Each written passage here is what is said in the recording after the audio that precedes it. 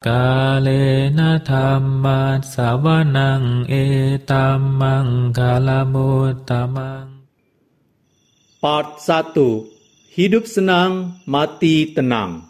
Sumber, kumpulan artikel dan ceramah Ajahn Brahm. Narasumber, Ajahn Brahm. Penghimpun, Handaka Wijayananda. Penerjemah, Chuang. Penyunting, Handaka Wijayananda.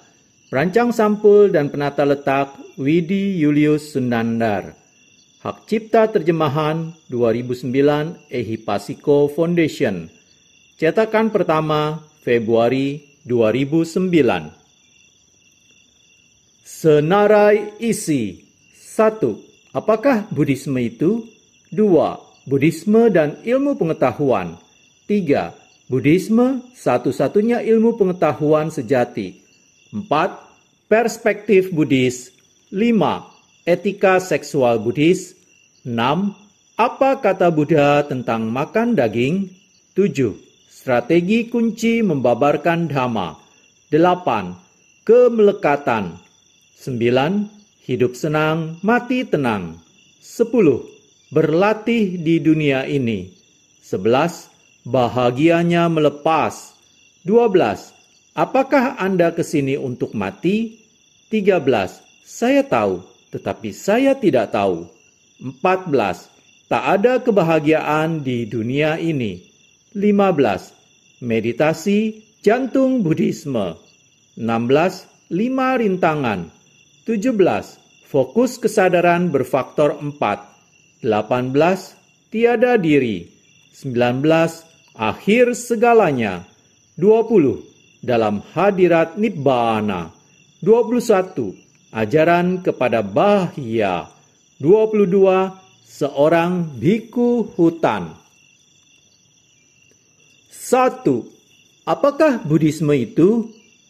Pendahuluan. Selama lebih dari 2500 tahun, agama yang dewasa ini kita kenal sebagai Buddhisme telah menjadi inspirasi utama di balik pelbagai peradaban yang sukses. Sebuah sumber bagi pencapaian-pencapaian budaya yang hebat dan panduan yang langgeng dan penuh makna bagi tujuan hidup jutaan orang. Dewasa ini, sejumlah besar pria dan perempuan dari beragam latar belakang di seluruh dunia mengikuti ajaran Buddha. Jadi, siapakah gerangan Buddha itu? Dan apakah yang diajarkannya? Buddha. Manusia yang kelak menjadi Buddha terlahir sebagai seorang pangeran bernama Siddhartha Gautama sekitar 2600 tahun silam di sebuah negara kecil di dekat apa yang dewasa ini dikenal sebagai perbatasan India-Nepal. Meskipun beliau tumbuh di tengah kenyamanan yang megah, menikmati status keningratan, tak sedikit pun kesenangan material yang mampu menutupi ketidaksempurnaan kehidupan dari anak muda yang luar biasa ingin tahu ini. Pada usia 29 tahun, ia meninggalkan kekayaan dan keluarga untuk mencari makna terdalam kehidupan di hutan-hutan sunyi dan pegunungan terpencil India Timur Laut. Ia belajar di bawah bimbingan guru-guru agama dan para filsuf terbijak pada masanya, mempelajari semua yang mereka tawarkan. Namun, mereka tidak mampu menyediakan jawaban yang dicarinya. Ia lalu menggeluti jalan penyiksaan diri, menempuh pertapaan ekstrim, tetapi masih saja tak membawa hasil.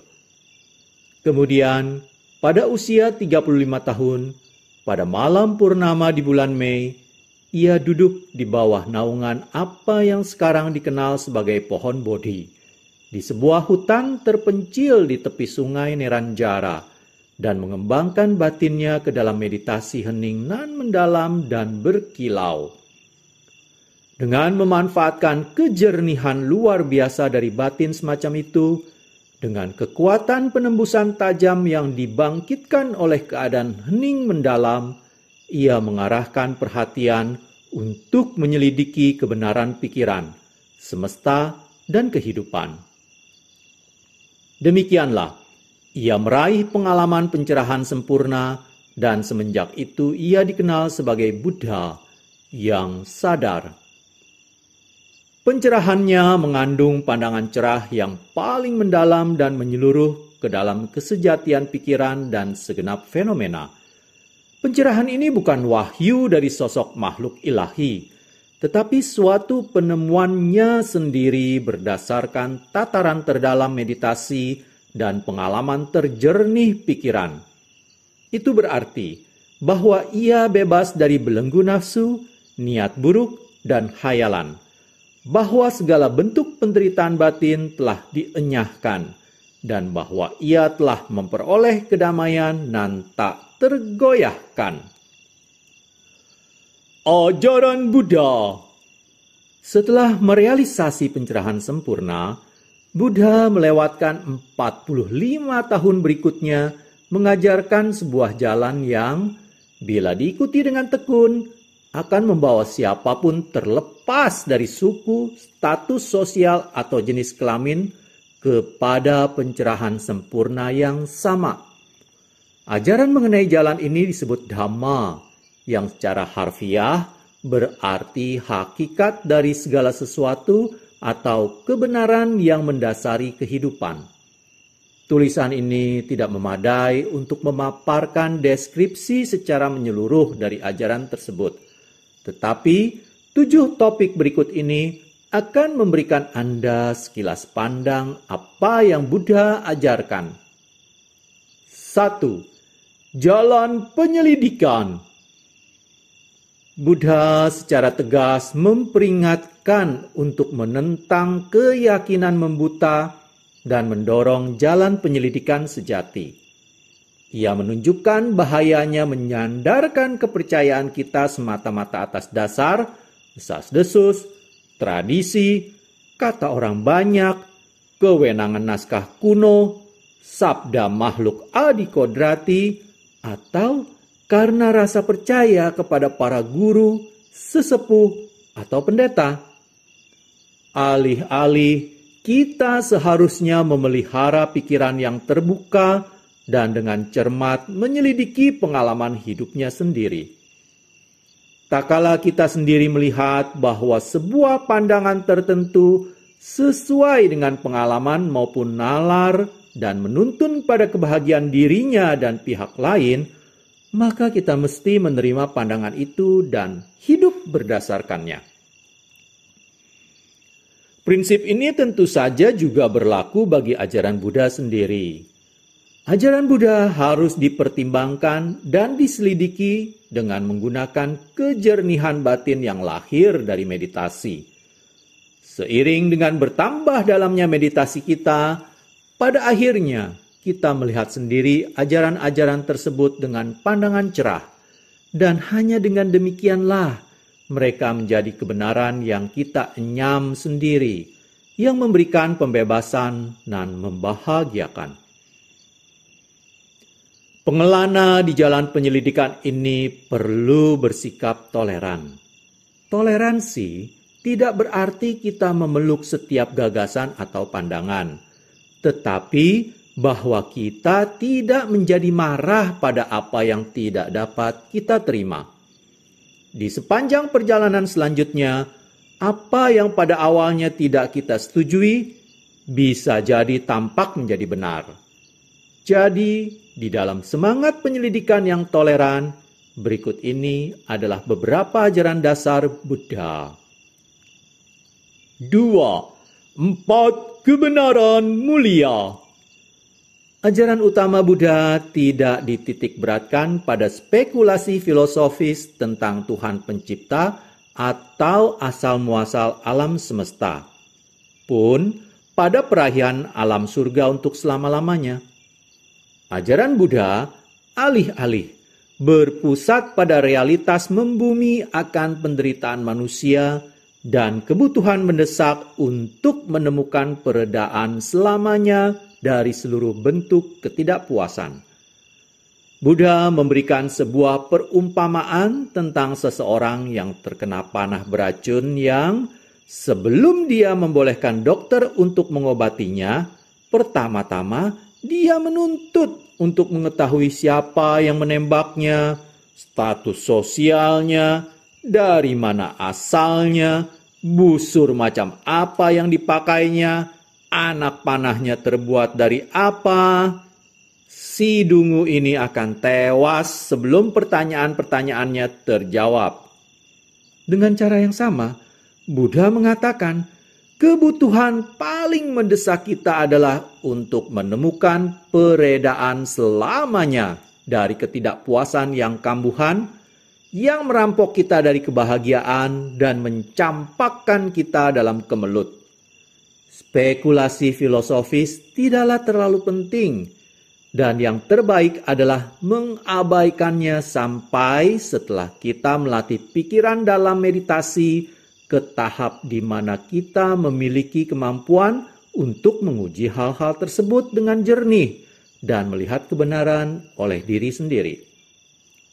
Jadi, ajaran utama Buddha, di mana ajaran-ajarannya yang lain berputar di sekitarnya, adalah 4 kebenaran mulia. 1. Semua makhluk, manusia dan yang lain, terjangkiti oleh segala jenis ketidakpuasan, kesedihan, ketidaknyamanan, kecemasan, dan sebangsanya. Ringkasnya, mereka adalah sasaran bagi penderitaan. 2. Penyebab dari penderitaan adalah nafsu, lahir dari ilusi akan sosok jiwa. 3. Penderitaan memiliki ujung penghabisan di dalam pengalaman pencerahan atau nibbana, yang merupakan pelepasan sepenuhnya ilusi akan jiwa dan pengakhiran nafsu dan niat buruk. 4. Pencerahan yang penuh kedamaian dan kebahagiaan ini dicapai melalui sebuah pelatihan bertahap, sebuah jalan yang disebut jalan tengah atau jalan berfaktor 8. Adalah keliru menganggap ajaran ini sebagai pesimistik atas dasar bahwa ajaran ini dimulai dengan berfokus pada penderitaan. Justru, Buddhisme adalah realistik dalam hal ajaran ini pantang mundur dalam menghadapi kebenaran akan banyaknya penderitaan hidup, dan optimistik dalam hal ajaran ini menunjukkan akhir penghabisan dari masalah ini, nibbana, pencerahan pada hidup ini juga. Mereka yang telah mencapai kedamaian mutlak ini mengilhami contoh-contoh yang menunjukkan sekali dan untuk selamanya bahwa Buddhisme jauh dari pesimistik, tetapi adalah sebuah jalan menuju kebahagiaan sejati. 3. Jalan tengah atau jalan berfaktor 8. Jalan menuju akhir segala derita dinamai jalan tengah, karena jalan ini menghindari 2 ekstrim akan kesenangan indriawi dan penyiksaan diri. Hanya ketika tubuh berada dalam kenyamanan yang selayaknya, asal tidak kelewatan, batin memiliki kejernihan dan kekuatan untuk bermeditasi secara mendalam dan menemukan kebenaran. Jalan tengah ini mengandung pengembangan tekun kebajikan, meditasi, dan kebijaksanaan yang diterangkan lebih rinci sebagai jalan berfaktor 8. 1. Pandangan benar. 2. Pemikiran benar. 3. Perkataan benar. 4. Perbuatan benar. 5. Penghidupan benar. 6. Pengupayaan benar. 7. Penyadaran benar. 8. Pemusatan benar. Benar dalam artian menunjang pada kebahagiaan dan pencerahan. Perkataan, perbuatan, dan penghidupan benar membentuk pelatihan dalam kebajikan atau moralitas. Bagi praktisi Buddhis awam, hal ini berkenaan dengan menjalani 5 sila Buddhis yang mana menahan diri dari 1. dengan sengaja menyebabkan kematian makhluk hidup apapun.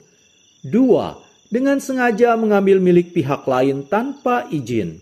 3. Perilaku seksual yang keliru, terutama perzinahan. 4. Berbohong dan ingkar janji. 5. Minum alkohol atau obat-obatan yang mengakibatkan lemahnya kesadaran dan penghakiman moral. Pengupayaan, penyadaran, dan pemusatan benar merujuk pada praktek meditasi yang memurnikan batin melalui pengalaman kebahagiaan dari keheningan batin dan memperkuat batin untuk menembus makna kehidupan melalui momen pandangan cerah yang mendalam. Pandangan dan pemikiran benar merupakan manifestasi kebijaksanaan Buddha yang mengakhiri segala penderitaan, transformasi kepribadian, dan menghasilkan keheningan tak tergoyahkan dan belas kasih tanpa henti. Menurut Buddha, tanpa menyempurnakan praktek kebajikan, meditasi yang sempurna adalah mustahil. Dan tanpa menyempurnakan meditasi adalah mustahil sampai pada kebijaksanaan pencerahan. Jadi, jalan Buddha adalah jalan yang bertahap, sebuah jalan tengah yang terdiri dari kebajikan, meditasi, dan kebijaksanaan yang dijelaskan di dalam jalan berfaktor 8 dan menuntun pada kebahagiaan dan kebebasan. 4. Karma. Karma berarti tindakan. Menurut hukum karma, terdapat hasil tak terelakkan bagi tindakan kita yang dilandasi kehendak. Terdapat perbuatan-perbuatan melalui tubuh, ucapan, dan pikiran yang membawa pada kerugian bagi diri sendiri, kerugian bagi pihak lain, atau kerugian keduanya. Perbuatan semacam itu disebut karma buruk atau tidak bermanfaat. Mereka termotivasi oleh nafsu, niat buruk, atau delusi. Dan karena mereka membawa akibat yang menyakitkan, tindakan semacam itu semestinya tidak dilakukan. Terdapat juga perbuatan-perbuatan melalui tubuh, ucapan, dan pikiran yang menuntun pada kesejahteraan diri sendiri, kesejahteraan pihak lain, atau kesejahteraan keduanya. Perbuatan-perbuatan semacam ini disebut karma baik atau bermanfaat. Mereka termotivasi oleh kedermawanan, belas kasih, atau kebijaksanaan. Dan karena mereka membawa hasil yang membahagiakan, mereka seharusnya dilakukan sesering mungkin. Kebanyakan dari apa yang kita alami adalah hasil dari karma lampau kita sendiri. Jadi, tak kala kemalangan terjadi, alih-alih menyalahkan pihak lain, kita dapat melihatnya sebagai kesalahan dalam perbuatan kita sendiri pada masa lampau. Jika sebuah kesalahan ditemukan, pengalaman konsekuensinya akan membuat kita lebih berhati-hati di masa depan. Ketika kebahagiaan terjadi, alih-alih menganggap hal tersebut sebagai lumrah-lumrah saja, kita dapat melihatnya sebagai buah dari karma baik di masa lampau. Jika kita dapat menemukan penyebabnya, pengalaman dari hasil yang membahagiakan itu akan mendorong lebih banyak karma baik di masa mendatang. Buddha menunjukkan bahwa tak ada makhluk apapun, adikodrati atau apapun, yang memiliki kekuatan untuk menghentikan konsekuensi dari karma baik atau buruk. Fakta bahwa kita menuai apa yang kita tanam memberikan seorang umat Buddha suatu dorongan dahsyat untuk menghindari segala bentuk karma buruk dan sebanyak mungkin melakukan karma baik. Meskipun kita tidak dapat melarikan diri dari akibat karma buruk, kita dapat mengurangi keparahannya. Sesendok garam yang dicampur ke dalam segelas air membuat air berasa sangat asin. Sementara sesendok garam yang sama yang dituangkan ke dalam danau air segar nyaris tidak mengubah rasa airnya. Serupanya, Akibat karma buruk pada seseorang yang terbiasa sedikit melakukan karma baik akan menjadi sangat menyakitkan. Sementara akibat karma buruk yang sama pada seseorang yang terbiasa melakukan banyak karma baik akan terasa ringan saja.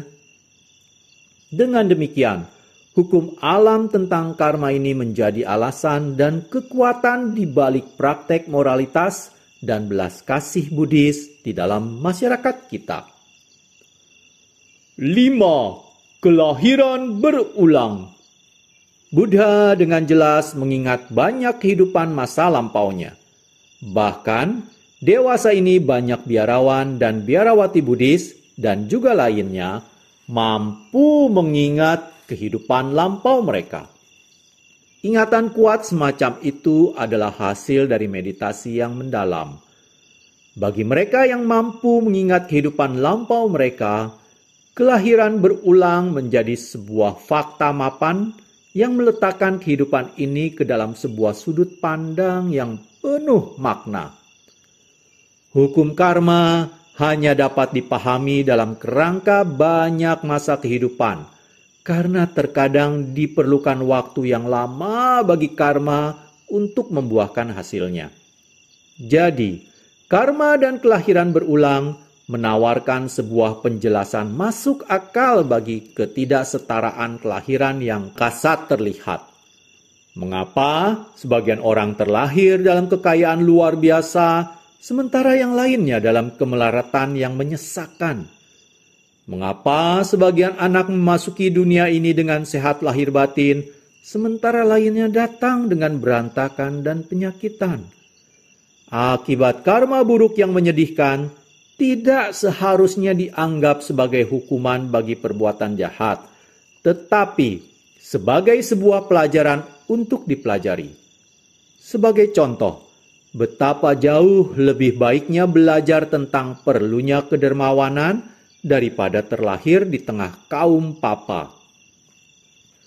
Tumimbal lahir tidak hanya terjadi di alam manusia. Buddha menunjukkan bahwa alam manusia hanyalah satu di antara banyak alam lainnya.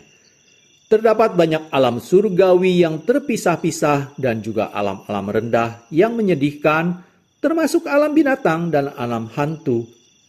Kita bukan hanya bisa pergi ke salah satu alam ini di kehidupan mendatang, tetapi kita pun bisa jadi datang ke kehidupan ini dari salah satu alam tersebut. Hal ini memberi penjelasan bagi penolakan umum terhadap kelahiran berulang. Bagaimana mungkin ada kelahiran berulang, padahal jumlah penduduk dewasa ini 10 kali lebih banyak daripada seabad yang lalu? Jawabannya adalah orang-orang yang hidup di masa kini datang dari banyak alam yang berbeda. Memahami bahwa kita dapat datang dan pergi ke alam-alam yang berbeda, memberikan kita lebih banyak rasa hormat dan belas kasih kepada makhluk-makhluk di alam-alam tersebut. Rasanya kita tidak akan, sebagai contoh, mengeksploitasi binatang ketika kita menyadari kaitan tumimbal lahir yang menghubungkan kita dengan mereka. 6. Tiada Tuhan pencipta. Buddha juga menunjukkan bahwa tidak ada Tuhan atau pendeta pun jenis makhluk lainnya yang memiliki kekuatan untuk turut campur dalam bekerjanya karma makhluk lain. Buddhisme oleh karenanya mengajarkan kita secara individual untuk bertanggung jawab penuh terhadap diri mereka sendiri. Sebagai contoh, jika Anda ingin menjadi kaya, maka jadilah dermawan, terpercaya, dan tekunlah. Jika Anda ingin hidup di alam surga, maka selalulah bersikap baik kepada orang lain. Tidak ada Tuhan untuk diminta-mintai, atau dengan kata lain, tidak ada kemungkinan terjadinya korupsi di dalam cara kerja hukum karma. Apakah umat Buddha percaya bahwa suatu makhluk tertinggi menciptakan alam semesta? Umat Buddha akan bertanya dahulu, alam semesta mana yang Anda maksudkan? Alam semesta yang sekarang dari momen ledakan besar hingga kini hanyalah satu di antara banyak jenis lainnya dalam kosmologi Buddhis. Ketika sebuah putaran alam semesta berakhir, yang lainnya dimulai lagi dan lagi berdasarkan hukum tanpa pribadi dan tanpa awal yang dapat ditemukan. Sesosok Tuhan Pencipta tidak diperlukan dalam skema ini. Tidak ada makhluk apapun yang menjadi penyelamat tertinggi, karena para dewa, manusia, binatang, dan semua makhluk lainnya adalah sasaran bagi hukum karma. Bahkan, Buddha pun tidak memiliki kekuatan untuk menyelamatkan. Ia hanya bisa menunjukkan kebenaran bagi orang yang bijak untuk melihat oleh dirinya sendiri. Setiap orang harus bertanggung jawab akan kesejahteraan masa depan mereka sendiri, dan adalah berbahaya untuk menyerahkan tanggung jawab itu kepada pihak lain. 7. Ilusi tentang sesosok jiwa. Buddha mengajarkan bahwa tidak ada jiwa. Tidak ada inti yang hakiki dan permanen bagi sesosok makhluk hidup. Alih-alih, apa yang kita sebut sebagai makhluk hidup ini, manusia atau bukan, dapat dilihat tidak lain sebagai sebuah kumpulan sementara dari banyak bagian dan kegiatan, yang ketika komplit disebut makhluk hidup. Tetapi ketika bagian-bagian itu terpisah dan kegiatannya telah berakhir, hal tersebut tidak lagi disebut makhluk hidup. Seperti komputer yang dirakit dari banyak komponen dan aktivitas, hanya ketika sudah lengkap dan melaksanakan tugas-tugas tertentu, maka disebut komputer. Tetapi ketika komputer itu dibongkar dan aktivitasnya padam, maka tidak lagi disebut sebagai komputer. Tidak ada inti yang hakiki dan permanen yang dapat ditemukan yang benar-benar dapat kita sebut sebagai komputer. Begitu pula, tidak ada inti yang hakiki dan permanen yang dapat ditemukan di dalam sesosok makhluk hidup yang benar-benar dapat kita sebut sebagai jiwa. Namun, kelahiran berulang tetap terjadi tanpa adanya sosok jiwa. Pertimbangkan perumpamaan ini. Di sebuah altar Buddhis, sebuah lilin mulai meredup dan hampir padam. Seorang biku mengambil lilin yang lain dan menyalakannya dengan api dari lilin yang lama. Lilin yang lama padam, tetapi yang baru menyala terang. Apakah yang berpindah dari lilin yang lama ke lilin yang baru? Terdapat kaitan musabab, tetapi tak ada sesuatu pun yang berpindah. Dengan cara yang sama, terdapat kaitan musabab antara kehidupan lampau Anda dan kehidupan Anda yang sekarang. Tetapi tidak ada jiwa yang berpindah. Memang, ilusi tentang jiwa ini dikatakan oleh Buddha sebagai sebab akar dari semua penderitaan manusia. Ilusi tentang jiwa mengejawantah sebagai ego. Fungsi alami yang tak terhentikan dari ego adalah untuk mengendalikan. Ego yang besar ingin mengendalikan dunia. Ego yang sedang mencoba mengendalikan lingkungan rumah, keluarga, dan tempat kerja. Dan semua ego berjuang untuk mengendalikan apa yang mereka anggap sebagai badan dan batin mereka sendiri. Kendali semacam itu mewujud sebagai nafsu dan penolakan. Dan hasilnya adalah kurangnya kedamaian internal dan keselarasan eksternal. Ego inilah yang menuntut untuk meraup kepemilikan, memanipulasi pihak lain, dan mengeksploitasi lingkungan. Tujuannya adalah kebahagiaannya sendiri, tetapi tak pelak menghasilkan penderitaan. Ego berhasrat untuk puas, tetapi mengalami ketidakpuasan. Penderitaan yang berakar kuat semacam ini tidak dapat sampai pada sebuah akhir sampai kita melihat melalui pandangan cerah berlandaskan meditasi yang mendalam dan kokoh bahwa gagasan aku dan milikku tidak lebih dari khayalan belaka. 7 topik tersebut adalah sebuah contoh dari apa yang Buddha ajarkan. Nah, Untuk melengkapi sketsa ringkas tentang Buddhisme ini, mari kita melihat bagaimana ajaran-ajaran ini dipraktekkan dewasa ini. Jenis-jenis Buddhisme. Kita dapat mengatakan bahwa hanya ada satu jenis Buddhisme, dan itu adalah himpunan besar ajaran yang aslinya diberikan oleh Buddha. Ajaran-ajaran ini ditemukan di dalam kitab Pali, naskah-naskah kuno Buddhisme Theravada, yang secara luas diterima sebagai catatan sabda Buddha yang paling tua dan andal. Buddhisme Theravada adalah agama yang dominan di Thailand, Myanmar, Sri Lanka, Kamboja, dan Laos. Antara 100 dan 200 tahun setelah kemangkatan Buddha, Sangha atau komunitas monastik berselisih paham tentang pertanyaan nyata-nyata tentang siapa yang memiliki pengaruh dalam urusan-urusan Sangha. Sebuah kontroversi mengenai beberapa peraturan monastik yang telah diputuskan oleh sebuah komite yang kebanyakan terdiri dari para arahanta, dalam kurung biku atau bikuni yang tercerahkan sepenuhnya, bertentangan dengan pandangan mayoritas. Mayoritas yang berkuasa tidak menyepakati keputusan ini, dan mereka mungkin melihat para arahanta terlalu banyak berpengaruh.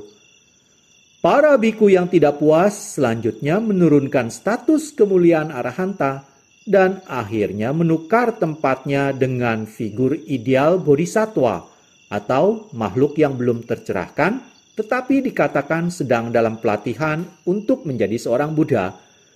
Kelompok biku dan bikuni ini pada mulanya dikenal sebagai Mahasangha, yang berarti kumpulan besar komunitas monastik.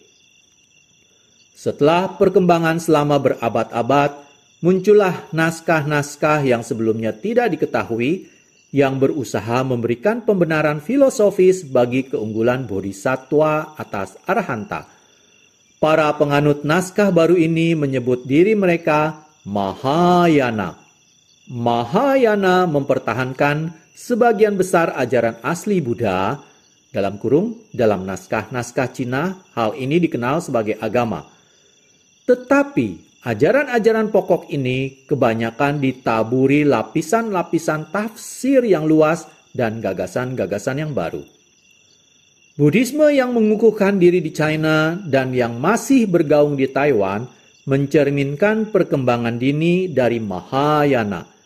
Dari China, Mahayana menyebar ke Vietnam, Korea, dan Jepang. Sebuah sebab dari munculnya Zen. Buddhisme di Tibet dan Mongolia adalah sebuah perkembangan yang lebih belakangan. Biasanya dirujuk sebagai Vajrayana.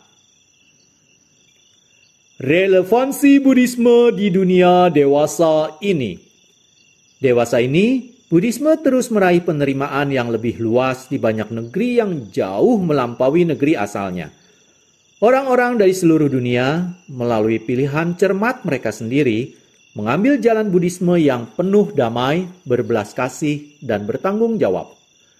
Ajaran Buddha mengenai hukum karma menawarkan orang-orang landasan yang adil dan tak terkorupsi, serta alasan untuk menjalani sebuah kehidupan moral.